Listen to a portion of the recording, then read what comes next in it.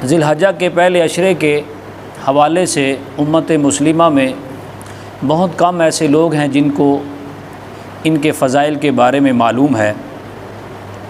ہم نے استقبال رمضان کے حوالے سے ہی گفتگو سماعت کی ہوئی ہے۔ استقبال رمضان کے حوالے سے اشتہارات بھی لگتے ہیں، محافل بھی ہوتی ہیں، مساجد میں خطبات جمعہ کے ذریعے بھی استقبال رمضان اور رمضان شریف کے فضائل پر گفتگو کی جاتی ہے،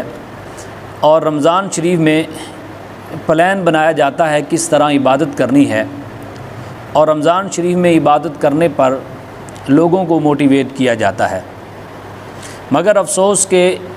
ذی الحجہ کے پہلے عشرے کے جو فضائل ہیں وہ بھی رمضان شریف سے کم نہیں ہیں۔ قرآن کریم میں اللہ پاک نے ارشاد فرمایا والفجر، اور قسم ہے مجھے فجر کی، ولیال عشر، اور 10 راتوں کی۔ جمہور مفسرین فرماتے ہیں کہ فجر کے وقت کی جو قسم ہے یہ 10 ذی الحجہ کی صبح کی قسم ہے، اور جو راتوں کی قسم ہے یہ ذی الحجہ کی پہلی 10 راتیں ہیں جن کی اللہ پاک نے قسم اٹھائی ہے۔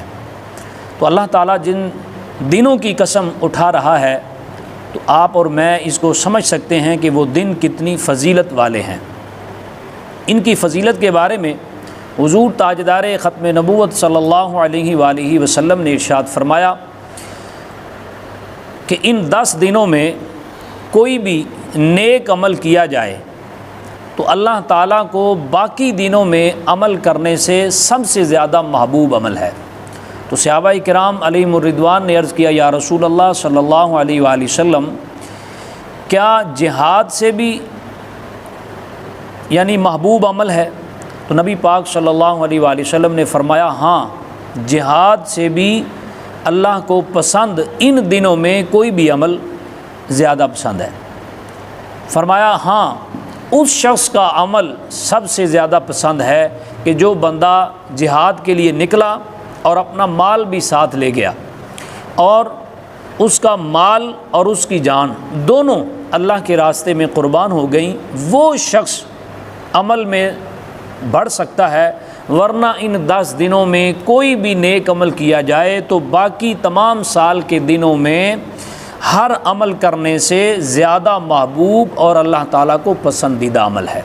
تو لہٰذا ان دنوں میں ہمیں کیا کرنا چاہیے، اس کے بارے میں بھی حضور نبی پاک صاحب الاولاق صلی اللہ علیہ وآلہ وسلم نے ہماری رہنمائی فرمائی۔ صحیح احادیث کے اندر یہ بات ملتی ہے کہ حضور تاجدار ختم نبوت صلی اللہ علیہ وآلہ وسلم نے ارشاد فرمایا جب تم ذی الحجہ کا چاند دیکھ لو تو سب سے پہلے تو چاند دیکھنے کی دعا پڑھو، اور اس کے بعد تم اللہ کی تکبیر، تحلیل اور تحمید بیان کرو، یعنی اللہ کی بڑائی بیان کرو اور اللہ کی وحدانیت کا ذکر کرو اور اللہ کی حمد و ثنا کرو۔ ایک ہے تکبیر مطلق اور ایک ہے تکبیر مقید۔ تکبیر مطلق کا مطلب یہ ہے کہ آپ جب ذی الحجہ کا چاند نظر آئے تو اس وقت سے ہی تکبیرات کا سلسلہ شروع کر دیں۔ تو تکبیرات جو ہم پڑھتے ہیں اس کے اندر تکبیر بھی ہے، تحلیل بھی ہے اور تحمید بھی ہے، یعنی اللہ اکبر، یہ ہے اللہ کی بڑائی بیان کرنا تکبیر، اور اس کے اندر جو لا الہ الا اللہ یہ ہے تحلیل، یعنی اللہ کی وحدانیت کا اعلان کرنا، اور اس کے اندر جو ہے واللہ اکبر وللہ الحمد یہ اللہ کی تحمید بیان کرنا ہے۔ تو لہٰذا ایک ہی تکبیر میں یہ تینوں ہی اللہ تعالیٰ جل شانہ کی بڑائی اور اللہ کی وحدانیت اور اللہ کی حمد و ثنا بیان ہوتی ہے۔ تو تکبیر مطلق ذی الحجہ کا چاند طلوع ہونے سے لے کر 9 ذی الحجہ تک، یہ آپ جب بھی وقت ملے جس جگہ اللہ کا ذکر کرنا جائز ہے اس جگہ پر آپ اللہ کی یہ بڑائی اور وحدانیت اور اللہ کی حمد و ثنا بیان کر سکتے ہیں۔ تکبیر مقید 9 ذی الحجہ کی فجر سے لے کر 13 کی عصر تک ہر نماز کے بعد بلند آواز سے تکبیرات کہنا، یہ ہے تکبیر مقید اور یہ واجب ہے۔ اس کے بعد حضور صلی اللہ علیہ وآلہ وسلم نے فرمایا کہ ذی الحجہ کا چاند دیکھنے کے بعد جس شخص نے قربانی کا ارادہ کیا ہو اس کے لیے بال اور ناخن یہ کاٹنا جائز نہیں، یعنی وہ اپنے بال اور ناخن جو ہے وہ نہ کاٹے۔ اس کے بعد ہمیں کیا کرنا چاہیے؟ ہمیں صدقہ و خیرات کرنا چاہیے، ان دنوں میں نوافل پڑھنے چاہیے اور ان دنوں میں روزہ رکھنا چاہیے۔ نبی پاک صلی اللہ علیہ وآلہ وسلم کی سنت مبارکہ ہے کہ ذو الحجہ کی پہلی تاریخ سے لے کر 9 ذی الحجہ تک آپ روزے رکھتے، اور جو یوم عرفہ کا روزہ ہے یعنی 9 ذی الحجہ کا، اس کے بارے تو حضور تاجدار ختم نبوت صلی اللہ علیہ وآلہ وسلم نے ارشاد فرمایا کہ جو بندہ عرفہ کا روزہ رکھتا ہے اس کے پچھلے سال اور آئندہ سال یعنی 2 سالوں کے گناہوں کو اللہ ایک روزے کی برکت سے معاف فرما دیتا ہے۔ یعنی یہ کتنی بڑی فضیلت ہے کہ ایک روزہ ہم رکھتے ہیں تو پچھلے سال جو گزر گیا اور جو آنے والا سال ہے ان 2 سالوں کے گناہوں کو اللہ معاف فرما دیتا ہے۔ تو لہٰذا اگر آپ پورے 9 روزے نہیں رکھ سکتے تو کم از کم ایک یوم عرفہ کا روزہ یعنی 9 ذی الحجہ کا روزہ جو ہے وہ ضرور رکھیں، اس کی بہت ساری برکات ہیں۔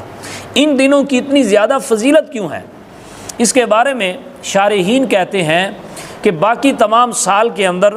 ہم نماز بھی پڑھ سکتے ہیں، روزہ بھی رکھ سکتے ہیں، زکوٰۃ اور صدقہ و خیرات نوافل یہ سب کچھ ہم ادا کر سکتے ہیں، مگر حج نہیں کر سکتے۔ ان 10 دنوں کی فضیلت اس لیے ہے کہ اس کے اندر اللہ نے حج جیسی عبادت رکھی ہے، تو لہٰذا ان 10 دنوں میں جتنی بھی عبادتیں ہیں ان کے ارکان سارے یکجا ہو جاتے ہیں، اکٹھے ہو جاتے ہیں، اس لیے ان دنوں کی زیادہ فضیلت بیان کی گئی ہے۔